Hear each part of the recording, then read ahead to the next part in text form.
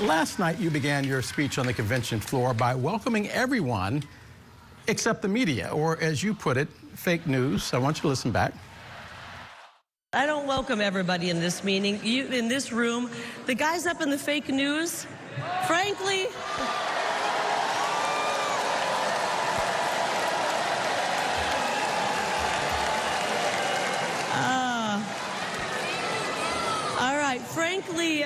you guys up there in the fake news have worn out your welcome.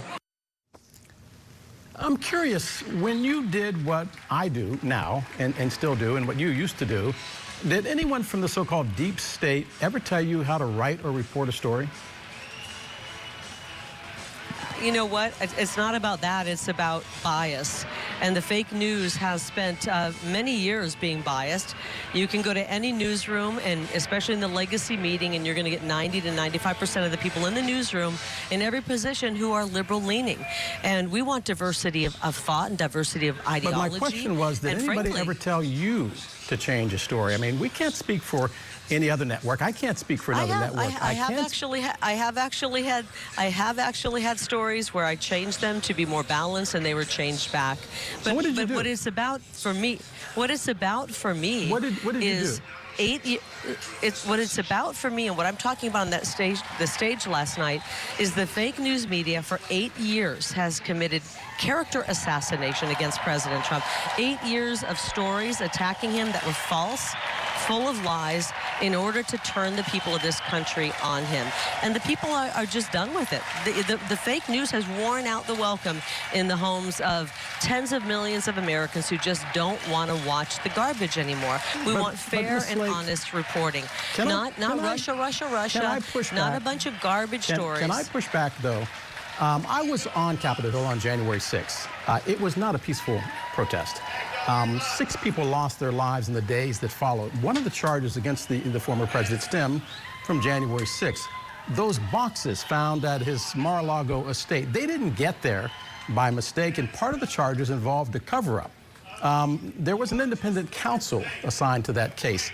So when we say fake news, we have to separate out what people might believe to be a fabrication versus things that they can see with their very own eyes.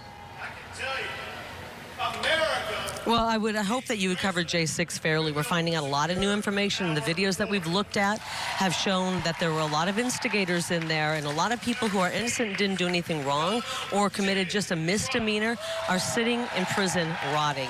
I'm not okay with that. We're America. That's not how it works. And, you know, look at this case of the documents case. We know that they added evidence. They altered evidence. It's been proven. They altered evidence.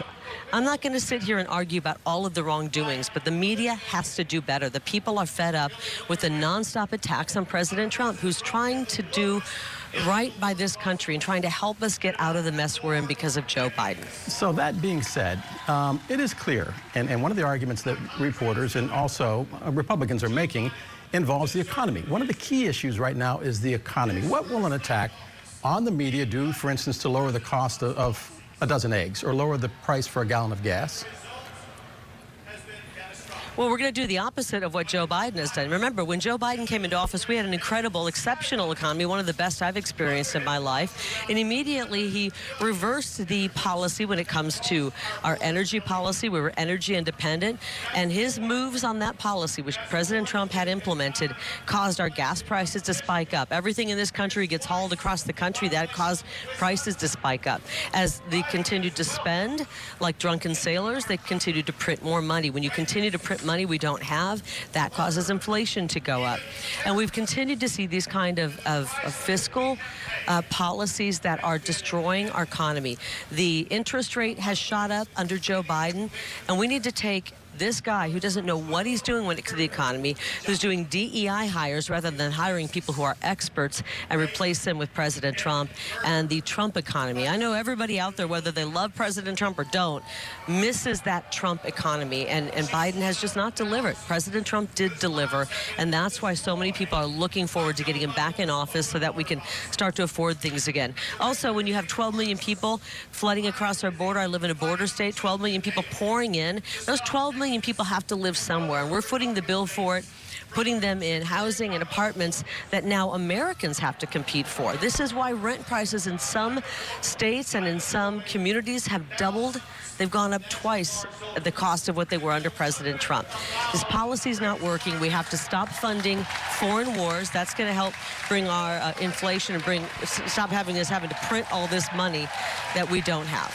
Ms. Lake, thank you very much for being with us. And on the subject of printing money, by the way, a lot of billionaires printed a lot more money today. I'm checking. The Dow closed today at 41,198. That was another record. So if you've got a 401k, and I do, do you know why? We're all do you smiling. know why? Yes, you know I'll let the economists sort that out for both of us. Because Wall Street knows President Trump's coming, and they're already in anticipation. We're already seeing the economy start to boost because they know Biden's on his way out, Trump's on his way back, the Trump economy is coming. And I can see, and I want your viewers to know, the guy interviewing me right now is very biased, and you can hear it in his voice, you can hear it in the tone of his question. It's unfortunate. You need to check your bias at the door before you walk into a news station and sit down and report to the people of this great nation. You owe it to the people to be unbiased. I was simply going to say that the Fed Chair Jerome Powell was saying that he might lower the interest rates before meeting his 2% target. But thank you very much for your time and your critique. Ms. Lake, thanks for being with us tonight. Thank you.